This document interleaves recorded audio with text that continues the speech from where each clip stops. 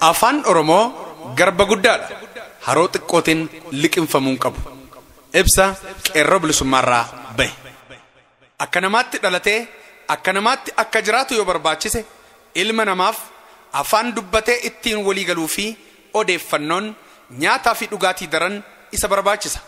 Ilmi namaa akka bineensa kaanii nyaataa fi dhugaatii argatee qilleensa afurfatee gammadee kan lubbuun jiraatu otoo hin taane kabajaan namummaa isaa eegamee akka namaatti yoo jiraate qofa nama jedhama. Kabajaan namummaa isaa eegamee akka namaatti akka jiraatu ammoo dura kan isa barbaachisu garaasaa gammachiisuu yookaan nyaataa fi dhugaatii otoo hin taane odeeffannoo garagaraa argatee sammuusaa guuttatee gammachiisuudha. Yaadaaf beekumsa isaas namoota biraaf qooduutiin hir'uu warra kaanii guutuun namni odeeffannoo kennuu fi fudhachuun wal deeggaree nama ta'a. Tokkummaan hawaasa tokkoos guddinaa fi jijjiiramni dhugaa hawaasa tokkoos kan dhufu gaafasidha. Hawaasa tokko qaroomsuuf yoo barbaachise dura kan isaaf kennamuu qabu afaan mataa isaa afaan isaaf galuun odeeffata garagaraa kennuufiidha. Hawaasni afaan mataa isaatiin odeeffata argate jennaan daabboo ofiif barbaaddata. Nama irraa hin barbaadu. Yeroo hundumaa formulaan ittiin hawaasa tokko geeddaruu qabnu kan tahuu qabu information comes first yookaan odeeffataaf dursa kennuun tahuu qaba. Fagoo otoo hin deemin EPRDF akkuma bara 1991 dargiin kufee taayitaa irratti ol bahetti Mallas Zeenaawii uummata Tigraay isa yeroo sanatti daabboo beela'ee ture daandii fi ibsaa hin qabneef dursee ibsaa daandiis ta'e daabboo hin kennineef. Uummata Tigraayiif kan dura dhaabbate raadiyoo akka BBC'tti sa'aa 24 hojjetu ture. Kunis hawaasa isaanii dammaqfachuuf hojii duraa ta'uu hubachuutiin kan raawwatan ittis milkaa'an ta'uu hubanna. Haa ta'u malee yeroo sanatti naannoon Tigraay qabeenyaan akkamitti Oromiyaa caaltee dura miidiyaa mataa ishee banachuu dandeesse qabeenya uumamaanis ta'e humna namaan Oromiyaatu caala gaaffii jedhuuf Mallas Zeenaawii yeroo deebisu kun baajeta federaala irraa argameen otoo hin taane baajeta TPLF qofaanidha deebii jedhu kennuusaa ni yaadanna. Haa ta'uyyuu malee kan nama dinqu TPLF uummata Tigraayiif Oromiyaarraa saamee miidiyaa banuusaa miti. Garuu yeroo sana keessatti afaan Oromootiin ammoo miidiyaan kamuu akka hin banamne ugguruu isaa qofa otoo hin taane adamsee barbadeessuusaati. Yeroo sana keessatti gaazexaaleen dhuunfaa, barruuleen, tiyaatiriin, fiilmiin, kitaabban hedduutu burquu jalqabe. Haa ta'uyyuu malee hunda isaanii duula jabaa irratti banuun dhaamse. Hamma har'aattuu miidiyaan dhuunfaa afaan Oromoon hojjetu biyyattii keessatti dhabamee hojjechuu yookaan socho'uu hin dandeenye. Haala kanaan kunoo waggoota 23f yaanni hawaasa guddaa Oromoo afaan Oromoon adeemsifamu awwaalamee hafe. Kaan haa turuu OPDO'n yeroo sanatti baruma uummanni Tigraay miidiyaa mataa isaa banatu Oromiyaanis banachuuf akka jirtu yeroos pirezidantii Oromiyaa kan ofiin jedhu Kumaa Dammaqsaa otoo hin hafne Aqaaqii irratti gamoon dhimma kanaaf ta'u miliyoona 40 ijaaramaa akka jiru uummataaf irbuu galaa ture. Haa ta'uyyuu malee waggoota muraasa booda maallaqichi malaammaltummaan nyaadhamee akka dhume dhagahame. Maallaqichas yeroos hoggantoonni OPDO addaan qooddatanii akka fixan kan godhan dhoksaatiin otoo isaan hin beekin damee tikaa TPLF ta'uunsaa immoo hangam takka TPLF afaan Oromootiin odeeffannoon diriiruu akka hin barbaanne namaa ibsa. Haala kanaan mootummaan naannoo Oromiyaa irratti miidiyaa banachuuf waggoota 17 itti lakkoofsisuu danda'eera. Kunis hangam takka dhaabbata duutuu ta'uu isaa kan namaa ibsan keessaa tokkodha.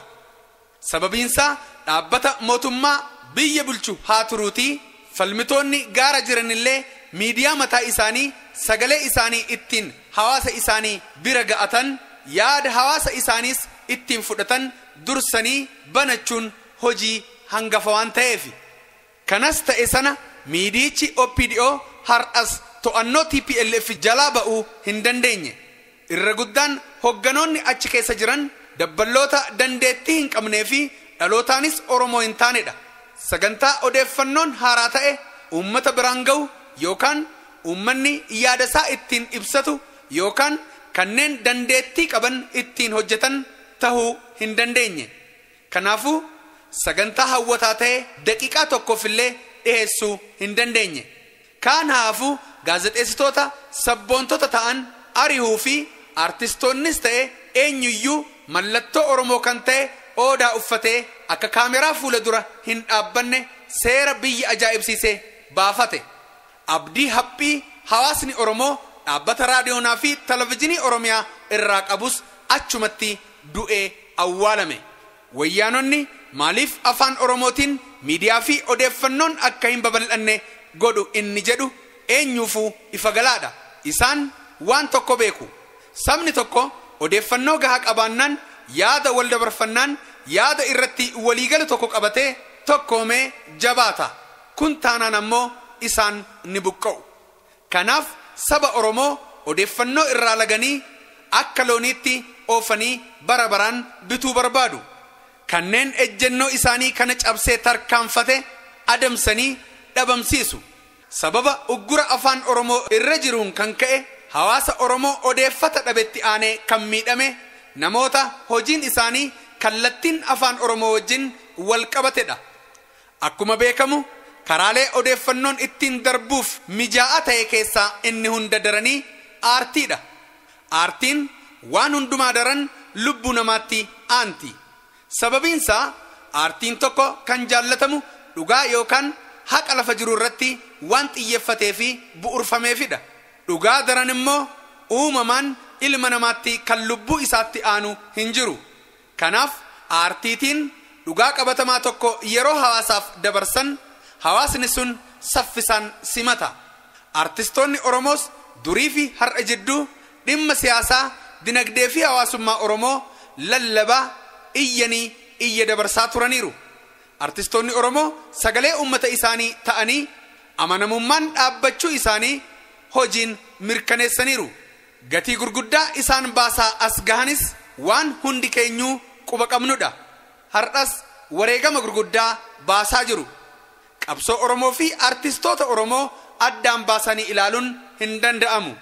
Diinnis kana waan beekuuf ganamumarraa jalqabee aggaammii diinummaasaa cimsee kan irratti fudhachaa ture artistoota Oromoo fi aartii Oromoo irrattidha. Haa ta'u malee artistoonni Oromoo yeroo isaan itti diinaaf jilbeeffatanis ta'e diinatti araaraman seenaa keessatti hin argamne.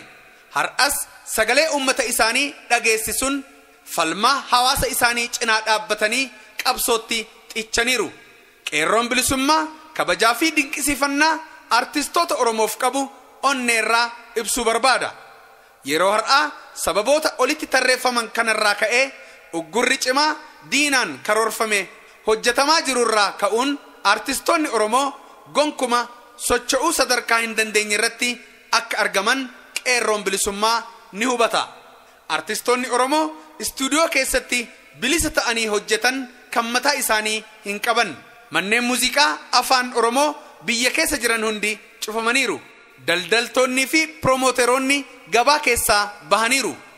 Miidiyaaleen dhuunfaa hojii isaanii leellisan tokkollee hin jiran. Qaamni mootummaa kanneen akka aadaa fi turizimiin ofiifuu garboota ijaa fi harki isaanii hidhamee afaan isaanii ukkaamameeru wajjin wal qixa waan ta'eef isaanirraa waa eeguun titicharraa damma eeguudha. Hinumaatu riqicha gabrummaa hawaasatti tarkaanfachiisufaa yoo ta'an malee dhaabbata qooda dhaabbateef beekullee miti. Silaa biyya keessarra darbee addunyaarratti kan saba leellisuu qabu gaafatamummaa yookaan moggaasa maqaa kan qaban isaan ture. Abbootiin qabeenyaa Oromoo yoo aartii irratti bobba'an siyaasaa wajjin walitti hidhamee waan ilaalamuuf aggaammii diinaa sodaaf qooda irraa hin fudhatani. Abbootiin qabeenyaa halagaa immoo sangaa abbaan gaafa cabse ormi ija balleessaa akkuma jedhan diina cinaa dhaabbatanii mala ittiin afaan isaanii qofa ittiin leellisanii hawaasa keenya irratti fe'an barbaacha itti xichanii hojjechaa jiru. Fakkeenyaaf hojiilee aartii afaan Oromoo ispoonsera gochuu ugguruun hojiilee afaan habashootaa qofa ispoonser gochuun aartii isaanii fi aartistoota isaanii guddisuun aartistoota Oromoo ergaraa akka jiran qeerroon dhiheenyatti hordofaa jira. Dhimma kana ilaalchisees hawaasni Oromoo waliigalee tarkaanfii fudhachuu akka qabu qeerroon ni amana. Akka jaarmiyaa qorannoo qeerrootti jidduu kana hawaasni Oromoo biyya keessaa fi ala jiru karaa garagaraa dhimma aartistootaa fi aartii Oromoo irratti marii gurguddaa gaggeessaa jiru. Qeerroon hawaasa Oromoo qabsoo hawaasa tokkoo keessatti shoora aartiin taphachuu danda'u hubatee fala soqaa jiru kana akka jabaa dinqisiifata. Hawaasni Oromoo hundi biyya keessaa fi ala jiru wal quba qabaachuun dhaabbata yookaan kaampaaniilee biyya keessaa kamuu kanneen guddina aartii Oromoo cinaa hin dhaabbanne qorannoon addaan baafannee wal quba qabaachisuun akkuma bara darbe warshaa biiraa Baddallee irratti fudhanne gochuun kaampaaniilee akkasii irratti uggura kaa'uun dirqisiisuun akka danda'amu ni amanna. Dhimmi kun wareegama xiqqaatiin Oromiyaa walaboomsuufis haalli itti hojiirra oolu itti adeemamaa jira. Keessaafuu hawaasni Oromoo marti wal akeekkachuun tokkummaan akka socho'u qeerroon ni dhaama. Haaluma wal fakkaatuun uggura irraa bituu fi itti gurguruu qofa otoo hin taane Oromiyaa irratti mirga dalagachuu hanga dhorkachuu itti adeemuu ni dandeenya. Artistoonni Oromoos kana quba qabaachuun rakkoo yeroof isin mudachaa jiruuf akka harka hin laanne qeerroon isin jajjabeessuu barbaada. Waan isin irra ga'aa jiru marasi isin boodaan dhiheenyatti hordofaa jiraachuu keenya mirkaneessina. Yoomillee taanaan aartiin Oromoo qabsoo qaama fincila diddaa gabrummaa ta'ee itti fufa. Saba tokko bilisoomsuuf dura afaan isaa bilisoomsuun waajiba. Odeeffannoo aartii fi aadaan dagaagee yoo warraaqsi aadaa ka'e hamilee fi sabboonummaan ummataas ni dabala. Hawaasni sabboonummaa qabu immoo mirga isaa gonkuma hin tuqsiisu. Dhaabbileen Oromoo hundi beektonnii fi abbootiin qabeenyaa Oromoo aartistoota keenya cinaa dhaabbattanii afaan Oromoo biyyattii kana keessatti bakka isaaf malu akka qabatu gochuu keessatti qooda gama keessanii akka bahattan waamicha keenya isiniif dabarsina. Afaan Oromoo garba guddaadha. Haroo xiqqootiin liqinfamuu hin qabu. Sabni tokko gaafa afaan isaa gadi aane innis gadi aana. Kuni sirriitti beekamuu qaba. Olaantummaan afaanii fi sabaa wal cinaa adeemti.